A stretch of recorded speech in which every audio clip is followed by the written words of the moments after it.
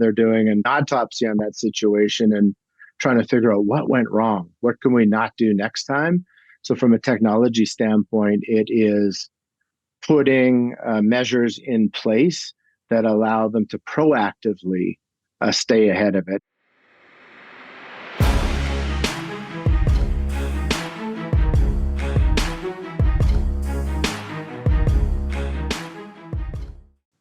What's up, guys? Welcome back to another episode of The Dime. I'm Brian Fields, and with me, as always, is Kellen Finney. And this week, we've got a very special guest, Brad Nattrass, Chairman and CEO of Urban-Gro. Brad, thanks for taking the time. How you doing today? Thanks for having me, gentlemen. Doing great, thanks. It's good to see you. Doing great. Kellen, how are you doing? Doing really well. Excited to talk to Brad. Excited to learn about, technology in the agricultural space, especially as it pertains to cannabis. We were chatting earlier on the show and, Brad is in Colorado as well. So I just was assuming that his loyalties lied on the West Coast, but I think he might be in a different place. Yeah, well, first of all, I would say I'm North Coast because I'm an American Canadian, so dual citizen. But then I'd say East Coast because that's where our business is the strongest right now. I love it. Let the record reflect. How are you doing, Brian? No, I'm excited. I think I will work the back. I think AgTech is really exciting, something that's near and dear to both of our hearts, and specifically CEA. And I'm excited to kind of get Brad's perspective on it, where cannabis today can benefit from it, and kind of where the diversification efforts of Urban-Gro has gone. So, Brad, before we kind of dive in, for our listeners, can you give a little background about yourself and kind of the beginnings of Urban-Gro? Yeah, sure. You bet. Well, as I started with, American Canadian, been in the U.S. for 27 years now. I started Urban-Gro with a business partner about a decade ago, almost a 10-year relationship. So we were into the industry early for sure. Prior to Urban-Gro, we had a lighting company we had started together. So we were retrofitting convention centers, healthcare facilities, small cities with more energy efficient LED lighting. And that carried over right into the cannabis space, which in Colorado was just starting to grow in our backyard, and hence we formed Urban-Gro. Early stage Urban-Gro, really a value-added reseller, predominantly focused on the lighting industry.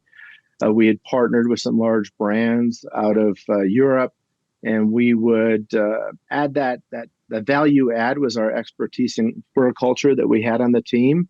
And we would take those lighting solutions into the industry. Back in the day when there's only about 3 options, which has changed. We grew by adding the services that our clients wanted and desired, and we evolved into designing the cultivation and integrating in airflow, benching systems, lighting, and environmental controls into the solutions. It all started for us, really. It all took off in 2021. In February, we listed on the NASDAQ right at the height of the cannabis industry. We raised $62.1 million at the time and set out with the vision of being a leading turnkey design build provider in the cannabis space. We also, at the time, we're going to diversify. We are focused on diversifying into vertical farming as well. So when I say controlled environment ag or CEA, it's really crop agnostic. Cannabis, leafy greens, berries. We all put that in one category as CEA. And we set off on that journey. And I look forward to talking about that journey today. It included a variety of acquisitions, building up the team, and really diving deeper into the space, both in the U.S. and also in Europe. So I can only imagine going from a lighting reseller to a high-end turnkey solution. There's a bunch of evolutions along the way. Looking back on it now, was there single steps that you took kind of saying, okay, this is clear now how we ended up here? Or was it kind of surprising and saying, I never expected us to end up as a full turnkey solution? Because that is a ton of assets, a ton of personnel, a ton of really skilled expertise all under one single umbrella. No, it definitely is. And it's really that expertise. So we have over 140 employees today, architects, interior designers, all different types of engineers, horticulturists, and construction management personnel as well. And it's really the strength and knowledge of those individuals. So we had the horticulturists on our team early. So that was great, right? They had They had the knowledge and the know-how of working in hundreds of facilities. So they brought that value add to our clients. And then by adding these other experts in their individual areas, that's what brought the credibility and know-how to our clients and really built the respect in Urban-Gro. We earned that respect by bringing solutions to them. So when we set out with these acquisitions, that was the plan, right? We've really executed on that plan by making those acquisitions of architect, engineering, and construction firms. But what we didn't know at the time was how we would eventually diversify outside of CEA. That was a pivot that we made as a senior management team, and a pivot that was in retrospect had to do it. Thank goodness we did. So before we get into that pivot, I just have a couple more questions in terms of like, so you're selling lighting, and then all of a sudden now the company kind of naturally morphs into taking other environmental conditions and feeding those to the operators so they can do a better job. Can you talk us through like how this hardware is providing value and how you guys help communicate those values from these sensors to create a controlled environment that's kind of like all synchronous and working together, right? Yeah, about 3-4 years ago, we invested heavily in AgTech. We invested in a company with some very smart PhDs, software scientists as well. And we were building out a sensor platform that would, every minute gather information on temperature, airflow, humidity within that facility. And really, it was an insurance policy for the cultivators. If something was going wrong in a specific area, maybe there was a clogged or blocked emitter, our sensors would be sending that data back, and all of the algorithms that were built around it would alert the grower to a potential issue so they could stop that issue in its tracks before it became a large outbreak of a powdery mildew or something else in the space. But we were a little bit ahead of ourselves, for sure. There was a lot of money to invest at the time, but the market wasn't ready. It's one thing to get that data over to the growers, but it's also another to make sure you have the right individuals who are ready to act on that data. There was one MSO who eventually put in data scientists, but we were out too early at the time. And so we've been able to repurpose some of that, the UI, for example. We have a incredible project management portal, both vendor facing and client facing. So that helps from a service level standpoint and allows us to complete projects according to our schedules that we put forth, for sure. But we're just a little bit ahead of ourselves. So today, still in this industry, it's gathering the data. It's also coming from the environmental control systems as well, and then humans acting on the data. The future of CEA, both cannabis or other crops as well, is going to be the data being fed in to a system that then acts, and then the AI makes a decision based upon that data. So, although in the overall CEA space, just due to a variety of reasons over the last couple of years, that evolution, I would say, has paused or been stunted. The growth has been stunted, but you watch, in the years and decade plus ahead, it's going to be autonomous. It's pretty exciting times. But right now, everyone's just focused on, in the cannabis space, growing as efficiently as they can, lowering their cost of production, and then maximize their branding and in turn the sales price of the cannabis, and hold on till we have the next wave in the space. I think we're all in agreement that the autonomous with the AI base, with the sensors completely is hopefully sooner rather than later. But you're right, there are a multitude of factors kind of limiting that. But I want to stay kind of with the early kind of conversations with the MSOs or internal customers that are asking you, hey, Brad, we're looking to monitor X or Y. Is it a collaborative environment, or is it your team kind of presenting them and saying, hey, would this be helpful for you? We've got a sensor. Or is it kind of the reverse? The customer's like, we've got a pain point. Brad, can your team come in and help us find a technology solution to help alleviate this problem? It's more proactively our team approaching the client with solutions to their problems. So clients making the best efforts to solve the issue, typically putting people or employees on it to observe and tracking the data themselves and then looking at that data. But really, from what we've seen, it's finding out after the fact. So they've had an outbreak, they've had an issue. So then they're doing an autopsy on that situation and trying to figure out what went wrong. What can we not do next time? So, from a technology standpoint, it is putting measures in place that allow them to proactively stay ahead of it. And it's not just with sensors, these sensors that we had where you place them every 100 square feet.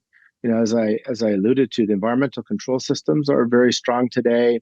And it's also just putting process and procedures in place for those employees to consistently check specific areas or pain points. How do you balance that kind of proactive approach with your company's vision? You know what I mean? If you're like, hey, our 12-month plan is to kind of develop more HVAC controls for all of these applications, but this big client of ours wants, this is a huge pain point. Like, is there internal like conversations where you guys have to decide where to allocate those resources? Like, how does that decision get made internally within your guys' organization? Yeah, we do. When we look out front, we want to be the leading design build partner, from end to end when we're laying out the concept of that facility all the way through to when we post operation. We have our team in with our grow care program, and our horticulturists are working with our clients to, there's higher turnover in this space. So continually training on the system. So these systems are used to their maximum potential and they're as efficient as they can, to maintaining the equipment systems to prohibit downtime in the future.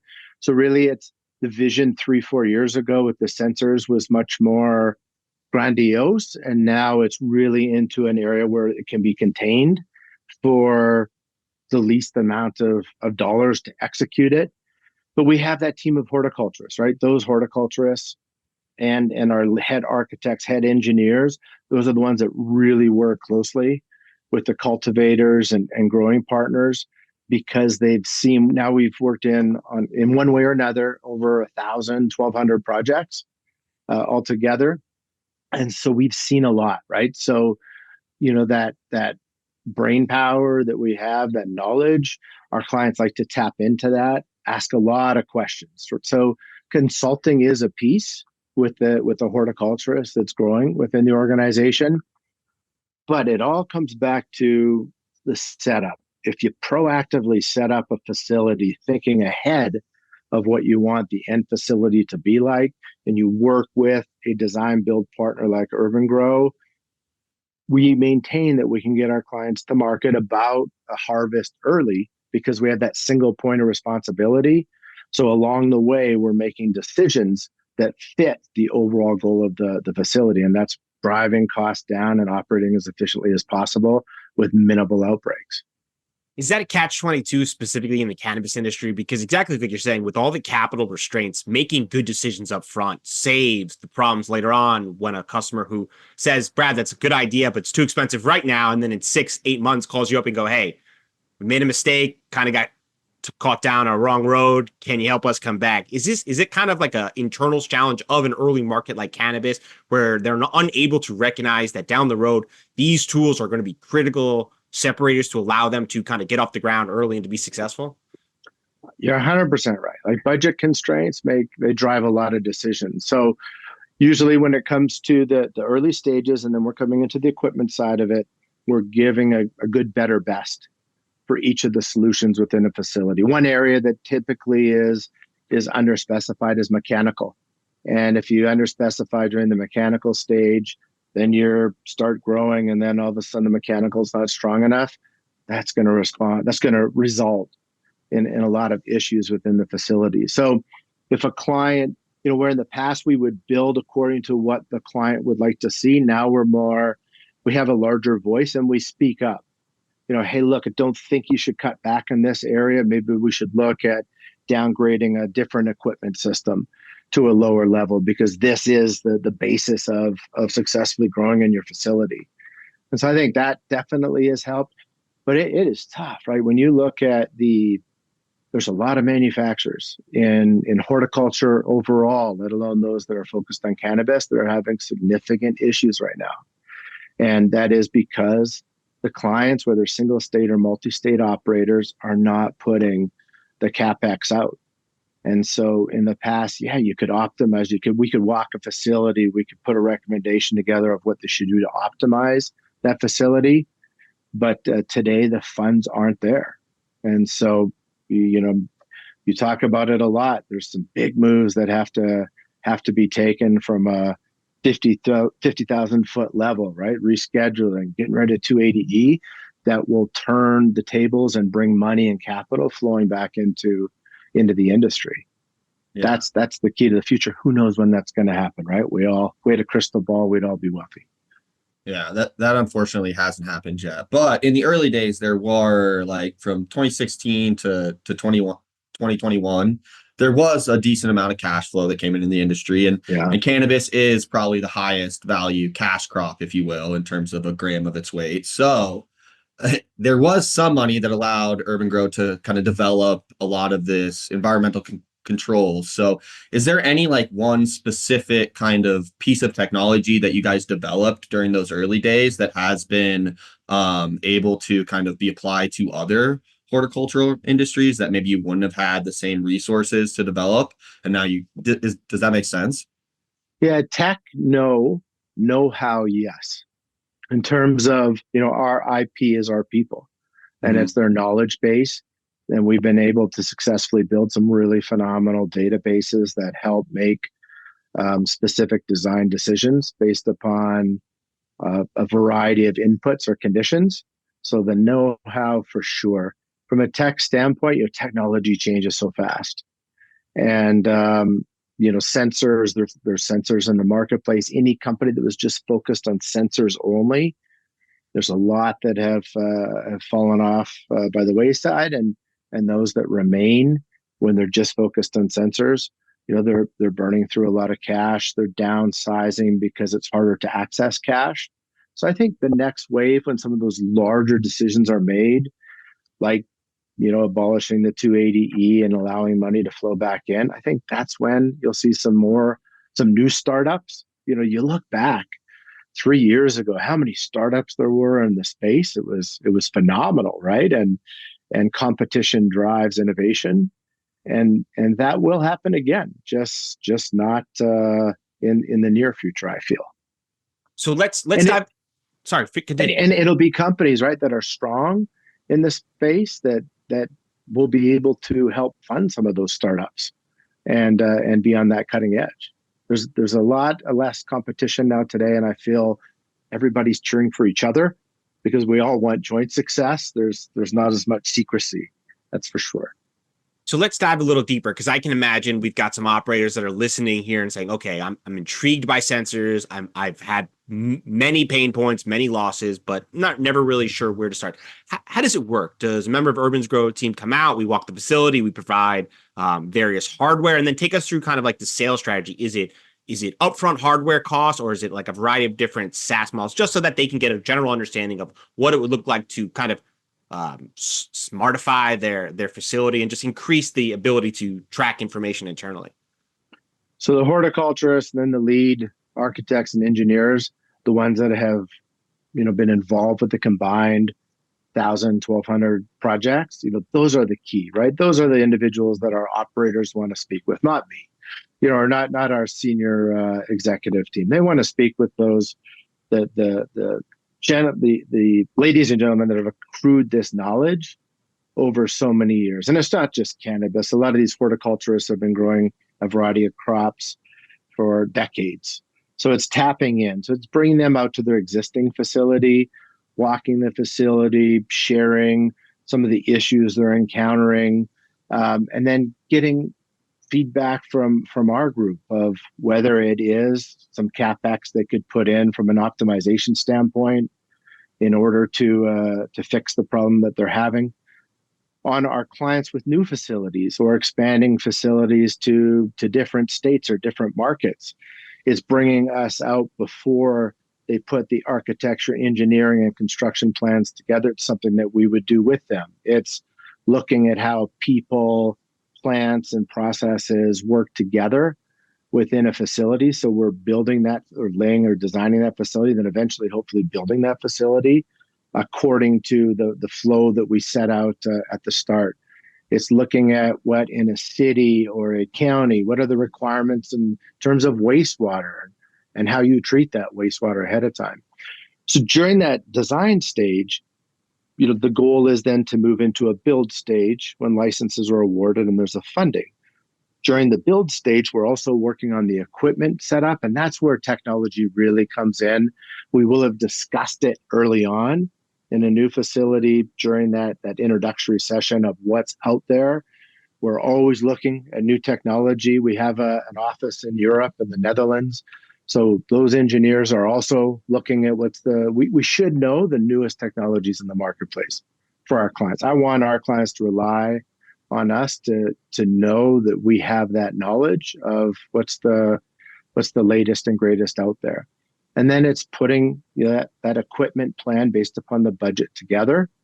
Sometimes that will involve a lot of sensors. Oftentimes, if we can control the temperature, if we can control the environment, and controlled environment ag, a lot of the other issues will never show up in the first place. So if we can properly control that environment, ideally, they can use biologicals in that facility to manage their pest program.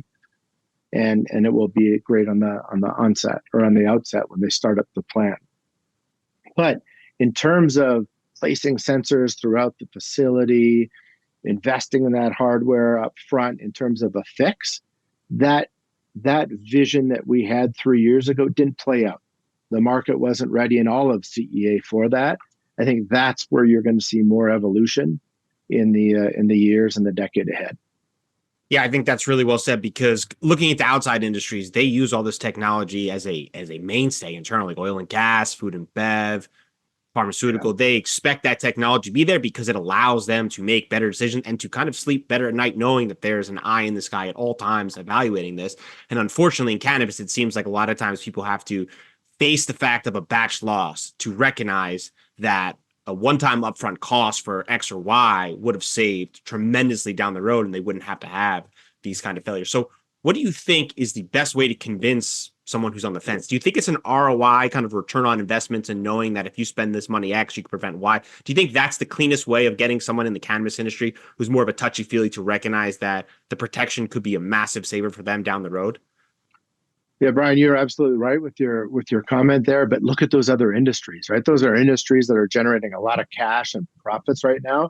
So companies are able, they're able to reinvest and work on the future for sure. Right now in our industry, it's tight out there. So there's the funds aren't there to put back into R&D. If I could speak to operators now before they're building that next facility or with a retrofit, it doesn't hurt to reach out to an Urban-Gro, a consultative group, in our case, a single point of responsibility where we do everything, and listen and talk and hear what they have to say.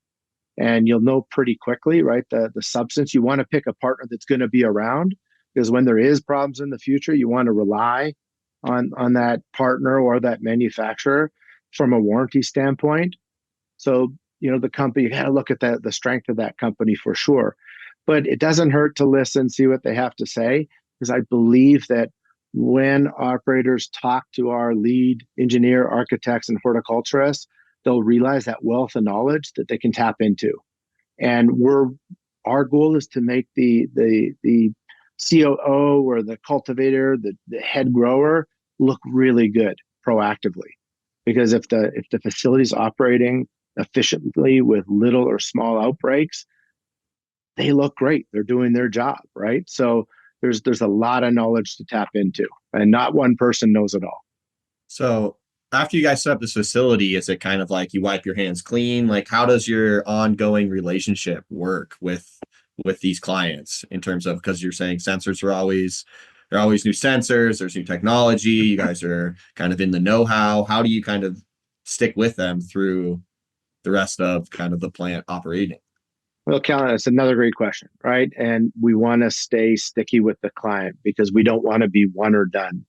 I look at some of the other ancillary companies in the space like Hydrofarm or Grow Generation.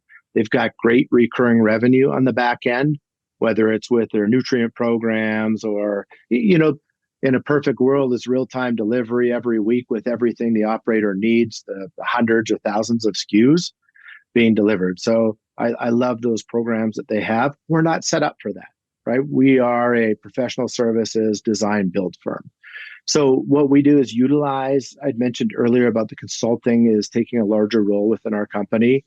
Our Grow Care program has individuals working maybe a day a month or a little bit more. They're going out on site. They've been there along during the build or during a optimization stage. So they built relationships with the operators and they're walking through just making sure, hey, look, are you utilizing the systems that you've put into this facility to their most highest and best use, so they're still operating efficiently. So if we sign a 1-year contract on the back end, it's just to be sort of that big brother watching in terms of helping them avoid making mistakes. The technology from the past where we would place sensors all over, that's expensive. And so not a lot of clients today are willing to make that investment up front. They're relying on the environmental control systems in order to put out some warning signs to them. But from a consulting standpoint, we stay in touch, we stay front of mind, and then when it's time to optimize another facility or build another one, we're there for them. So it's just being there, front of mind. We invested in ag tech in the past. It didn't work out because we were there too early. We've been able to reuse some of that investment in the portal that I had mentioned earlier that elevates our service levels for the client.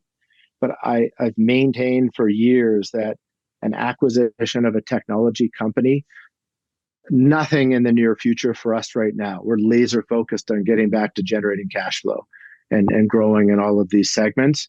But when a technology company has the right technology, I think that would be a smart addition to Urban-Gro's offering in the future. Especially given the deep relationships and the kind of the pristine focus on efficiencies, because that technology can pay for itself sometimes as quickly as 1 month. Because with these large scale facilities, all they need to do is just narrow down and understand some of those data points and then make incremental improvements over time and efficiently. That'll pay for itself pretty quickly. You're right. If we're the trusted professional services consulting design build partner, right, for our clients, if they trust us to always have knowledge on what's latest and greatest, we will have that relationship. And when we say, hey, we'd like to show you something that we think will be very, very beneficial for you in the future and it'll help you in this way and that way, they're going to absolutely say, come on in. If you're a technology company that's just selling one solution, it's a little bit harder, right? Our sales or business development team, we don't even call them sales team, they're out there and we have a variety of solutions that we're selling. So it's a lot easier. We get to spread those costs over all of these solutions versus a one product company. It's a lot more difficult. So, on that front, we used to sell light, value-added reseller. Today, we're partners with probably a few dozen manufacturers, and we want to always present at least top 3, sometimes top 5 to our clients. And as long as we don't get greedy, if we just do a cost plus markup, so we don't get greedy and then our clients feel that they have to go out and price check us against others and utilize their valuable time to do that. If we don't stay greedy, if we don't get greedy and we use a cost plus model, I think that's also a lot of trust too. And it allows us to work the systems in much earlier. It's why in our press releases, we don't list customer names or client names anymore, actually, because then they were being over inundated by dozens of different groups. I got a cheaper life. Right. That's a smart way to look. The one area that I think separates is the trust, exactly like you described, is that you're building that trust and relationship and you're pulling on skill sets like I'm an ad tech, exactly like you said. And I want you kind of lean in that direction, come out of diversification standpoint. I know about a year ago, that was a crucial decision that your team made. And I kind of want to talk through the origin of why that was crucial and kind of what was the first step? Was it conversation internally with the board saying, hey, cannabis is exploding, yet we're having all these holdups in certain states, New York, cough, cough. And then what were the steps internally in order to kind of get started and move in that direction? I'd like to add one thing to our last point I just thought of.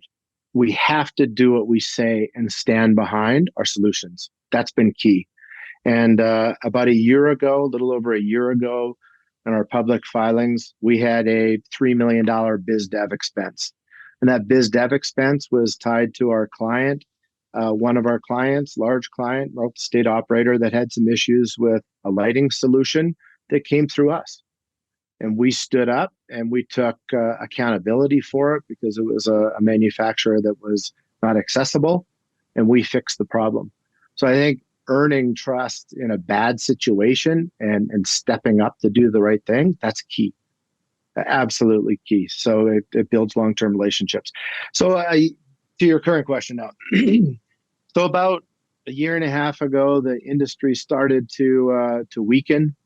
We, like many others, started to see that a quarter or two before. And as optimists said, oh, it's going to be fine, it's coming back, don't act on it. But it became pretty clear about 5 quarters ago that it was going to be decreasing for a sustained period of time. What would bring it out of a decreasing market? Rescheduling, abolishing the 280E, maybe federal legalization. There's a lot of expectations after that last election, of course. But it didn't come back. So what we did, we focused on diversification. When we made these acquisitions, these firms, about 2/3 of their business was outside of cannabis. And so we had enough knowledge to train their other architects and engineers on the controlled environment ag space. It's also exciting for an architect to, you're designing a operation or a box, right? So also to design a hotel or a hospital. There's a lot of past relationships and clients that these firms had. So we looked at their key contracts and we said, look, we can do what we do in these other segments as well, the professional services consulting firm. And so we focused on it. And none of this happens overnight, right? You build relationships. You've got to build the trust from that client in the company that we're not just a cannabis company, but we're a design build firm. So it took a while. So about $12 million of losses in just maintaining and keeping most all of our team intact, building out new contracts with existing clients. So $12 million in 5 quarters. And we're now at a point where we're not reliant to be profitable on the cannabis space. We're very loyal to the cannabis space, and we want to be strong when the industry turns. And so hence, now about 2/3 plus of our business is outside of cannabis. We design, build manufacturing facilities, aircraft hangars. We work with a large hotel group on engineering in each of their properties. We build cold storage facilities, building small manufacturing operations within a distribution center for a global CPG company, and even a golf resort, actually. Not the actual golf course, but like the outer buildings. And so what that's done is it's allowed us to keep our team strong. And when the cannabis market does open up, which I'll explain is a little bit different than just waiting for rescheduling for Urban-Gro, we will be strong and we will be ready to tackle what the industry needs with a very, very quick turn.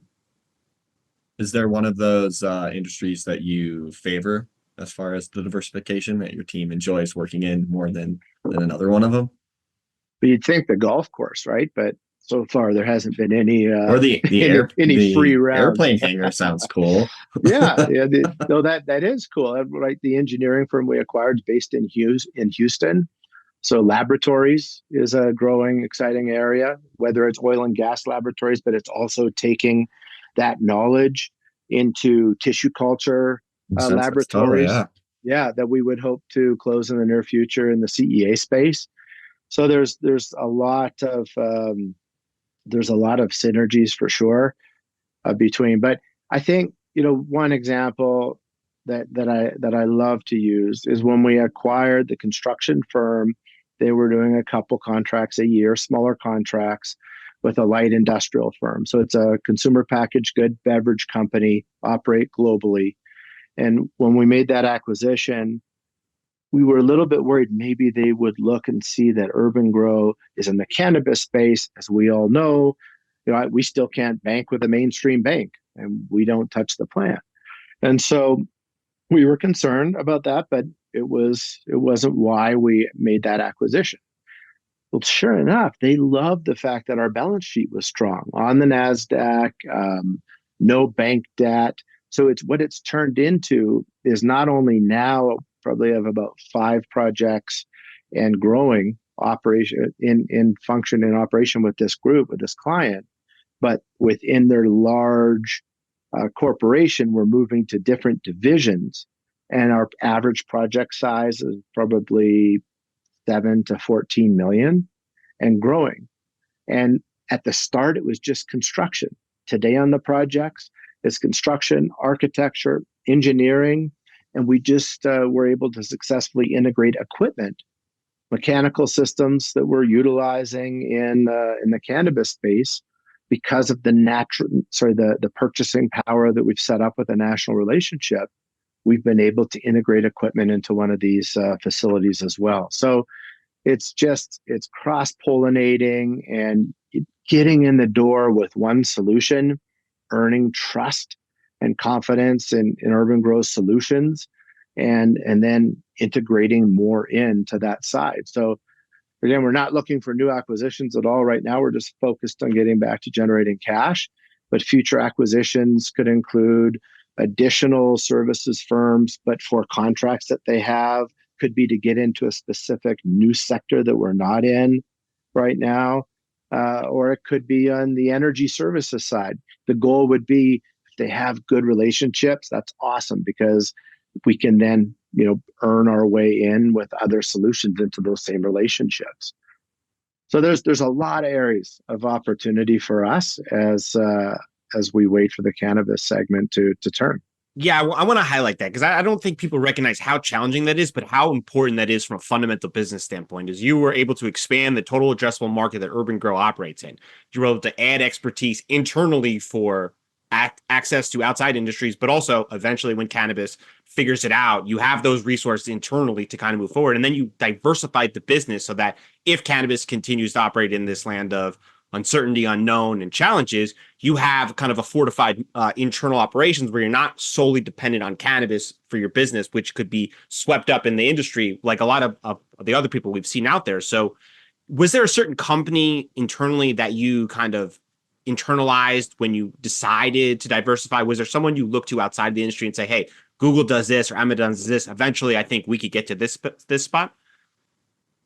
So internally, there was a lot of relationships. That first acquisition we made, we were introduced from, at the time, our EVP of Ops, right? So we bring one acquisition and they have working relationships with another. So we ended up acquiring that group. We did the 3 acquisitions we handled were outside law firms and internal legal, our GC and his team. But we were able to bring those all in based upon existing relationships. But looking bigger picture, right? When these are big names I'll bring out: AECom, Bowman, Stantec. These are professional services consulting firms that are 400 million to 15 billion in revenues each year. Some of them work on infrastructure, like in Eastern Europe or in the Middle East. We found a niche at 25 to 50 million where that design, build, turnkey solution where everything is in one company under one roof, nothing outsourced, a single point of responsibility. There was a demand for it. The golf course I told you about, they would have had to hire their own site supers, project managers, in-house team to go find an architect firm and then an engineering firm. And that one actually started where we just bid on the architecture, and they realized, wow, we can do all this with you. And it turned into a $11 million design build deal with them. So it's just doing it's demonstrating the competence of the solutions that we offer, and then doing what we say, That's key. And we built a project management office in-house. That group keeps everyone on task and on agenda, so we don't so we hit our deliverables when we're supposed to hit them. Keeps everyone aligned internally. That's all. That sounds great and it's awesome. I'm just curious how that initial conversation went with the board when you're like, hey, I know we went public for cannabis. I know that's what we do, but like, check this out, right? Like, were they really receptive? Like, kind of talk us through that first kind of like you broke the ice and then you guys went from there. So it was an evolution for sure, right? Three of our board members come from the cannabis space originally. The former COO of Kronos up in Canada, a strong Colorado extraction, dispensary, and cultivation owner who's still around and strengthening in this industry. Of course, it's a tough market in Colorado, but he has invested in his facilities and the efficiencies, right? He's put money back in to help separate himself. So, it was an evolution. And I look at my board as mentors to me, right? They're providing advice. They've never had to force a platform one way or another. We've been very unified as a team going forward. So there's two options. A lot of people started laying off people a year and a half ago in the industry. And so there's that path and you hunker down and wait, or there's this other path where you utilize the services that we offer to markets in which they've operated already. So it was a nice eye-opening of, wow, like it's not a heavy lift. It's just building the customer relationships and convincing these other divisions or sectors that we're a good partner. And so we set down that path.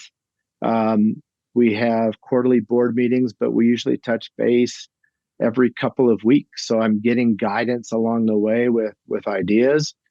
It was $12 million of losses was a painful path. It had to work. Unfortunately, it did.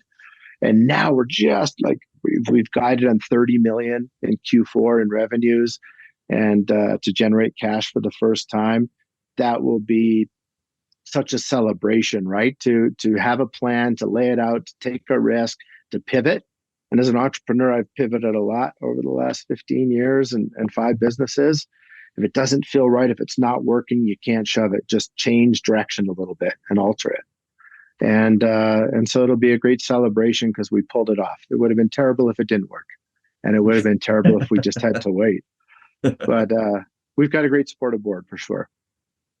And one of the exciting parts is that with the backlog hopefully about to be unlocked, that allows your team to accelerate even further with this whole new set of internal skill sets. So maybe the newest challenge now will be adding new team members as your team is diversified and having to grow in both these different verticals at the same time.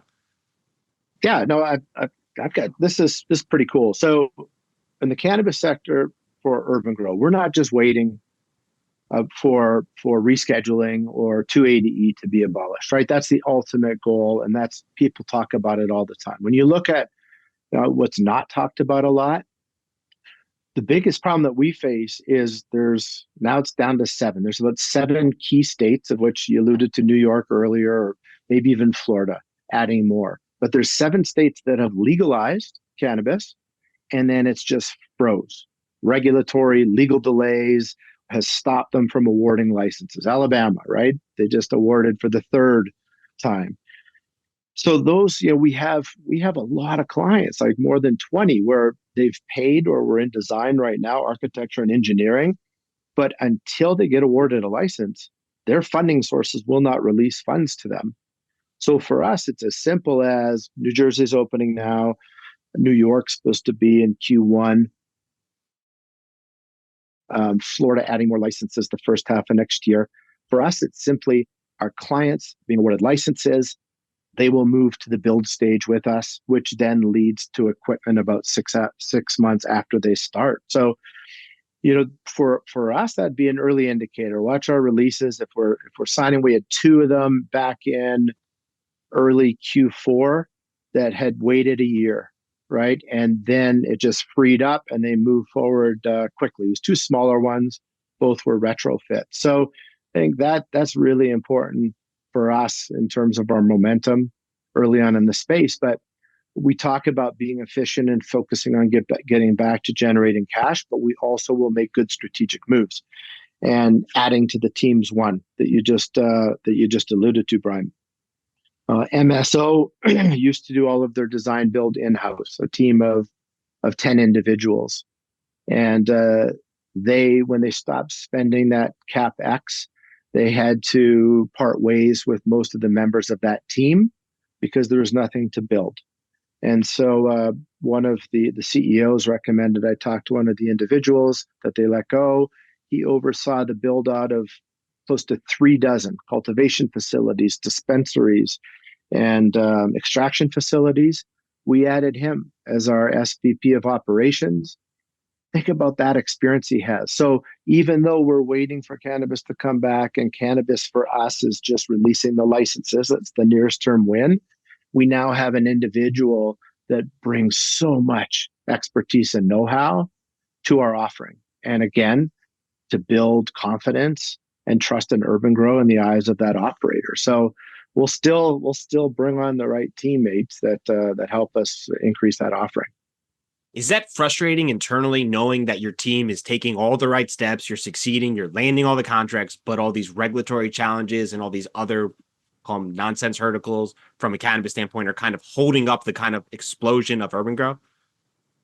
It sure is. And it's more than frustrating, right? Like, we trade on the NASDAQ, publicly traded entity. Our market cap has decreased 95%. And we're forecasting a $30 million quarter and generating cash again. And our market cap is $14 million.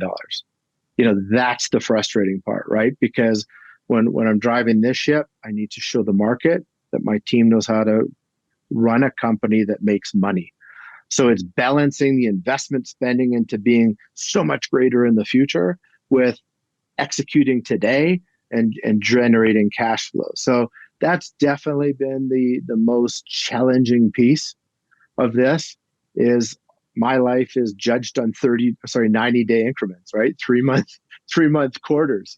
And then you're reporting out to the public market. So I think people in the industry understand the challenges and they would respect it. Just takes time.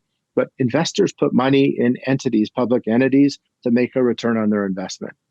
And I do take it personal when I can't give and provide a stronger return. When we listed on the NASDAQ, it was $10 a share, $100 million market cap. Today, as I mentioned, where we're at. So, I internalize that. I feel bad that people trusted me, my leadership, my team. And now that return hasn't been there. So it's what motivates me to come to work every day and work my tail off and show the public markets, just like we're showing our clients, that we are the perfect partner for their money, for their investment, for the long run. So UGRO on the NASDAQ. Yeah, and so hopefully this little message right here gets it out to some more retail investors and other individuals that now are aware that Urban-Gro isn't just cannabis focused in terms of where your guys' revenue is being generated from. Because I think that's probably one of the most frustrating aspects of it, because you put together a PR, right? Your board knows, you talk to a lot of your main investors, but like a lot of retail investors, which is what's driving the cannabis space right now, are probably unaware that you've made all of these significant moves, right? And it's just, out of your control, unfortunately. So hopefully we can get the message out. Yeah, 100%. Thank you. I appreciate it. And that's why I'm here, right? To share that story with the investing world, for sure. And also, more importantly, it all starts with our clients, though, because without clients and without business, you're not growing and you're not attracting investors. So it starts with the clients, and second message to the investors. Amen. What question do you wish more retail investors asked you? That's a great question. I would say the biggest issue we have right now is we are still, because we listed, 90+% of our business when we listed on the NASDAQ was tied to the cannabis industry. And so it's just getting the message out about how diversified we are and how that diversification will will ultimately provide a huge upside when the cannabis industry begins to recover. So it's just asking the questions of what do you do apart from cannabis, and how does that help your overall mission? When you look at 2023, the first 9 months of the year versus 2022, our equipment revenues were down by 20 million in 23. And that's $20 million at 18% margin at the time. That's a big hit, right?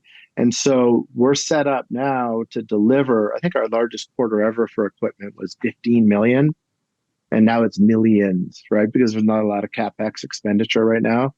But we're set up to deliver not only 30, but 40, 50 plus $1 million quarters without needing to hire any more senior management team or equipment. Like, we've got all the process and procedures in place. It's just getting money into our clients' hands, and best way to do that is 280E, of course, and abolishing that through rescheduling, hopefully in the very near future.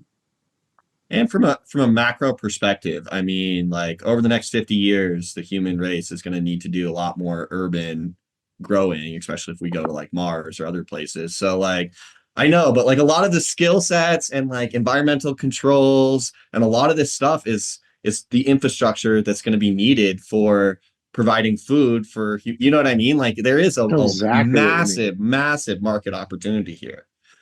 It's tremendous, and that's just starting, right? And exactly, the very beginning. 100%. Yeah, very, very beginning, right? And so when you look at urban vertical farms, so not the large multi-hectare vertical farms that are being built right now, but urban vertical farms, whether it be in remote locations like Alaska or Mars, but we'll say Alaska, or near like food service distribution centers or within those distribution centers. When we opened our European office, we had a contract to design, build $25 million urban vertical farms. So one of them was going to be in Ibiza, near a bunch of hotels and restaurants. And it was about 3 weeks, couple of months, we'll say, after we opened that office, that the war in Eastern Europe unfortunately broke out. Contract went nowhere. Not only that, horticulture, due to rising energy prices in Europe, really came crashing down as well at the same time. So, but there is an increased focus on that right now. I would say the largest focus on that side of our business is the indoor vertical farming of berries, mainly strawberries. It's a highly contested pesticide usage in fields with strawberries is going to drive strawberries indoor, probably is the first to come inside. And there's companies that are effectively doing just that right now, with about 18-foot ceilings, 12 different layers.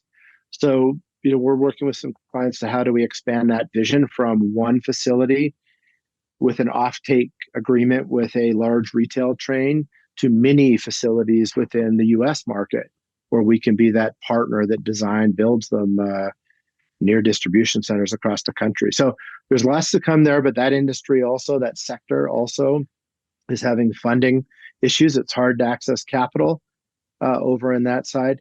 I think from a macro, or even let's just say public markets, there's the Magnificent Seven. If people are putting their money in these big technology stocks and they're doubling their money, they're not taking the risks on the smaller small caps, right? Or micro caps at that. Yeah, totally.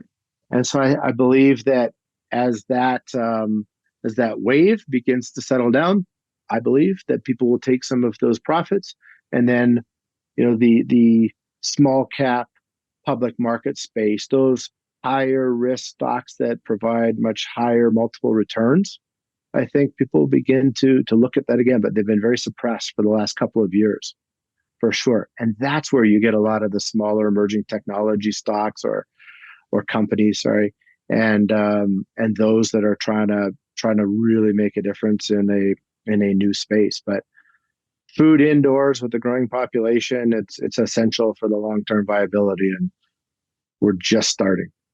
I think the one area that Kellen wanted to say is that Elon should call you, Brad. That's kind of what Kellen was leading into. So when we set up Mars, one-stop shop. I was just trying to get you a contract. You know what I mean? Yeah, I'm here to help, Brad.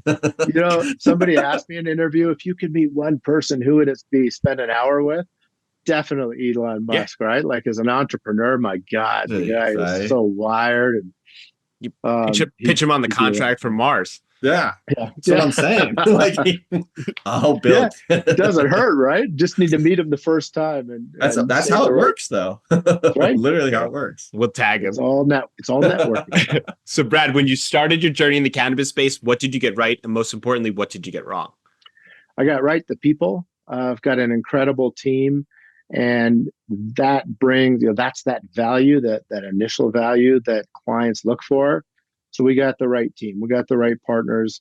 That led, as I had mentioned, to making some acquisitions in other companies as well.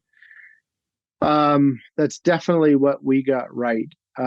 What we got wrong, oh, geez. Well, investing in technology 4 or 5 years ago, that was wrong. It was the right idea, but just at the wrong time.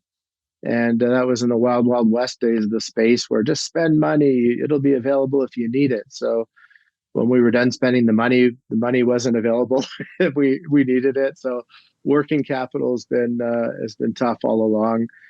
But you know what? The one thing I got wrong early is you should never make assumptions that money will be there. And when you just running a profitable business is absolutely key. And for a while, it's not just me, but there's a lot of leaders that were investment spending heavily in the future. And if I could do it all again the last 2 years, I would have really been more focused and not investment spending so much into the long run. And I wish that I had about 2 quarters earlier than we did start to diversify. I wish we'd taken those steps a couple quarters early. But that's it. You also live and learn, and it's nothing that we missed. It's the entire industry missed it. Who would have ever thought that it, 3 years ago we were at the 2 years, 3 quarters ago we were at the all-time high for the cannabis sector. Now we're coming off the all-time lows. Wow. Live and learn. 10 years of Colorado legal cannabis too. New York, and New York too. I remember 6 years ago, people were like, 2024, yeah, right, it'll be legal by then, and now it's like 2030. Look how much since that. Look how mature the industry has become. Right. Right. Like these multi-state operators and the leaders of these companies. Right. They're so professional. So it's what was needed, though. Yeah. That's Literally. right. These are mainstream leaders that have really professionalized an industry, and I think that is a key point. The operators and the MSOs, they're the cool ones, right? They're running the operations. We're ancillary. It's smart, but the cool leaders are the ones running the operations, and all of that outside expertise from many different sectors that they're building in. I think that credibility they're bringing for the overall cannabis industry is essential to long-term investment from institutional funds and institutional groups into the space. Once those institutions can invest into those entities, when the operators can be on the big boards like the New York and the NASDAQ, right? That opens the doors for a lot of investment. I think then you're going to see tremendous growth within our space. Perfectly said. All right, let's do a quick prediction. Brad, looking ahead 2 to 5 years, where do you predict technology and data analytics will deliver the most significant value in the cannabis industry? I believe it will be where we were focused 4 years ago. It's going to be sensors that are recording data, and the data will be utilized both by machines or AI or individuals in order to make decisions to grow at the most efficient levels possible, and get the highest yielding cannabis in the space, for sure. Kellen. I mean, I'm going to agree with Brad, but I'll just kind of extend it a little more. I think that you'll in 5 years, there'll be companies out there that have capabilities of kind of tracking every carbon molecule, right? So carbon as it's utilized from nutrients through the entire extraction process in terms of like monitoring every THC molecule as it's converted metabolically speaking all the way into their extraction process in line. I think you're going to see a full buttoned up system that has the capability of everything Brad said, but also doing that on molecular level is my guess. What do you think, Brian? Yeah, I mean, you both kind of nailed it right there. I think any industry that is guessing on the most important molecule, whether it's in cultivation or extraction, is kind of leaving money on the table. And I think in an industry as starved for capital, then we should be kind of digging into efficiencies and measuring everything we can. And I think understanding that these technologies can potentially pay for themselves sooner rather than later is the right type of investment necessary, especially given the high turnover and all these other challenges of these unknowns and batch losses. And I think, as we all talked about today, the plan is very variable. So understanding on a molecular level, exactly like you said, Kellen, would make a massive difference going forward. And I'll add one more to that. Now, this is for controlled environment ag overall, for horticulture. I think genetics will come into play. Huge. In a big way. You know, one of our board members, she was the CEO of CEA AgTech with Larry Ellison, and before that, Crop One. And then she was recently the CEO of Unfold, a genetics company. And there's just why I would bend her ear a lot at board meetings. But whether it's genetics, so tomatoes don't grow high, they grow horizontal with as little waste as possible, more vegetable, more fruit, right? Less green. It's going to play a key role. And I think there's a lot of knowledge to come out of there, but it takes a long time. I didn't realize that either. You know, R&D for that is not overnight. It's years. So Brad, for our listeners, they want to get in touch. They want to buy Urban-Gro stock. Where can they find you? NASDAQ symbol UGRO, or you can reach out to investors at urban-gro.com. Thank you. We'll link it up on the show notes. Thanks for taking the time. This was a lot of fun. Thanks, gentlemen. I really appreciate it. We'll see you again.